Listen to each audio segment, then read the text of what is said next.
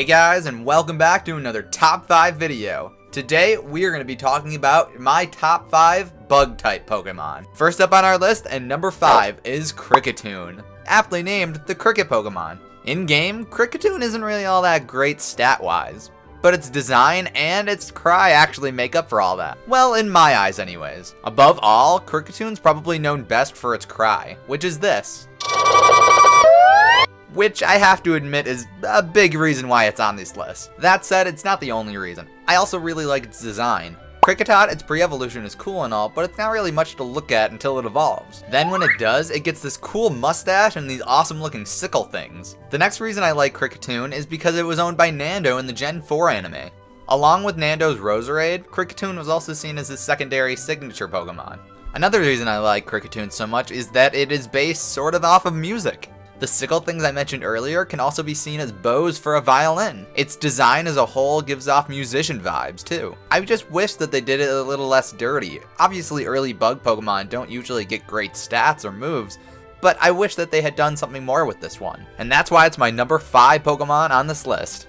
Next up on our list is number 4, and that's Janna. Janna is the Clearwing Pokemon and it's based off of a dragonfly. How can you not think it's super cool? Janna, in my opinion, is one of those really underrated Pokemon. It's incredibly hard to find, so it's really not everywhere. And in its debut generation, Generation 2, it actually kind of got outshined by many other Pokemon. Truthfully, it didn't become very well known until Generation 4 when it got an evolution in Yanmega and was owned by Jessie in the anime. Honestly, I don't care for Yanmega. I get why they made it the way it is, but I just don't care for it. That said, I really do love Yanma, and dragonflies are pretty cool in real life too. Honestly, that's really why I like it so much. Dragonflies are cool and it's a really low-key Pokemon, so I really appreciate that. There's nothing terribly fancy about Yanma. It's just kinda is what it is. It's almost literally just a dragonfly. But I think its simple design and simple nature is just really awesome. It doesn't need to be anything more than it already is. Granted, it's not very good competitively, so that's why they gave it its evolution. But overall, I think its design is pretty solid. Now we move on to my number 3 on the list. And well,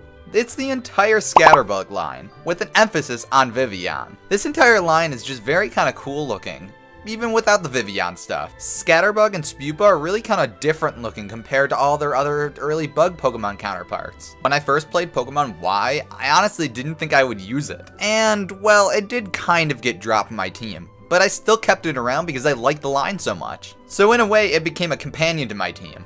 As far as Scatterbug and Spupa go, I just really think they're cute. Much cuter than a lot of the other bug Pokemon. The real show though is all about Vivillon, and that's because its gimmick is because it has a bunch of wing patterns. Depending on which region of the world you live in, it'll have a different wing pattern according to it. For my region of the world, I ended up getting the polar pattern, which is pretty cool. However, if you asked me which my favorite pattern was, I'd have to say the modern pattern. Its bright red wings and the yellow and blue accents just really pop out to me. If only I lived a few states south, I would have had the modern pattern for myself. Either way, a lot of the patterns are just really cool, and I really appreciate that. Now we move on to number 2, and again, it's more than one Pokemon.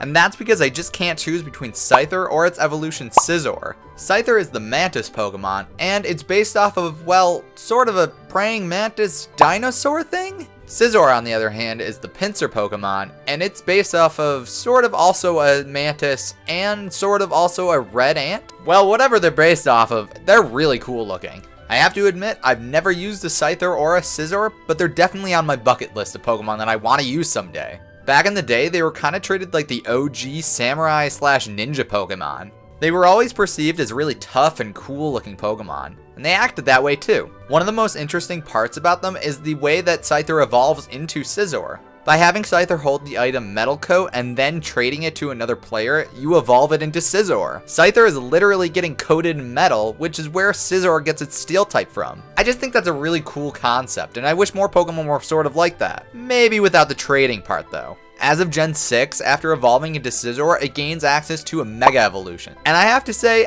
I'm not super crazy about it. Now don't get me wrong, I do think that Mega Scizor looks pretty cool. The fact that its claws or pincers become giant cannon looking things is really awesome. I don't know, I just think that its body and its head just kind of look weird and it just doesn't do it for me. In any event, I just think Scyther and Scizor look just awesome just by themselves. And finally, we move on to my number 1 spot, and again, it's 2 Pokemon. And those two are Wimpod and its evolution Golisopod. Wimpod and Golisopod are the turn, tail, and hard scale Pokemon respectively. Now I have to admit, I have a love-hate relationship with them, which is funny considering they're my #1 bug type Pokemon. My one and only problem with them is with their abilities, Wimp Out and Emergency Exit. Being forced out of battle after they lose a certain amount of health is really kinda lame. While I'm sure there's definitely a way to use this to your advantage, I just wish I had more control over it. Depending on whether you're playing casually or competitively, it really can get in the way. Which is really sucky because their designs are just awesome. On top of being part water type, it's just so good. While I'm on the subject of design, they seem to be designed after trilobites, silverfish, and isopods, hence their name. Golisopod even gets an additional theme in that of a samurai. They're both just really cool looking Pokemon overall. It's just those pesky abilities that scare people away. Now once again, I have to admit I have not actually used them, and it was partially the ability that got me away from it. But it's definitely at the top of my list of bug type Pokemon that I want to use someday. I don't know, it's just their designs that really draw me in. It's really just one of the coolest bug type Pokemon out there. On top of that, Golisopod has a really interesting move in First Impression.